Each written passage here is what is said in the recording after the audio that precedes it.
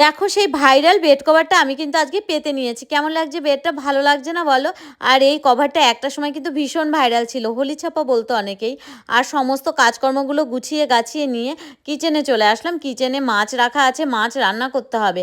এইদিকে টুকটাক কাজকর্ম মাসি কিছু করে দিয়েছে আর বাদবাকি আমিও করছি।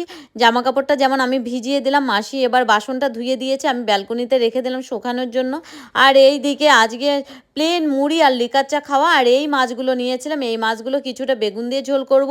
আমার ছেলে বেগুন খায় না, তার জন্য কিছুটা আবার সর্ষে বাটা করলাম। আমার চেহারার অবস্থা দেখতে পাচ্ছ, তার মধ্যে হয়েছে আবার লোটে মাছ, আবার সেটাও দু রকমের রান্না, কারণ কর্তামশাই আস্ত লোটে খাবে। আর এই দিকে দেখতে পাচ্ছ, তবে এই টুকটুক করে রান্নাবান্না তো হলো, এবার খাওয়া দাওয়া আছে। তার আগে আমি স্নান করতে যাচ্ছি, তার আগে কিচেনটা পরিষ্কার করে নিলাম। আর এইদিকে তালটা আজকে গোলাতেই হবে, স্নান করে এসে করব। তারপরে করব তালের বড়া। আর এইদিকে দেখতে পাচ্ছ আমার মেয়েকে ফল দিয়েছিলাম, আর আর এরা কি করছে বলো তো? সিনেমা দেখছে। আর তারপরে আমি দুপুরে খাওয়া দাওয়ার পরে আমি আর রেস্ট করিনি, চলে এসেছি দেখতে পাচ্ছ ভিডিও করতে, কারণ আমার তো সময় হয় না।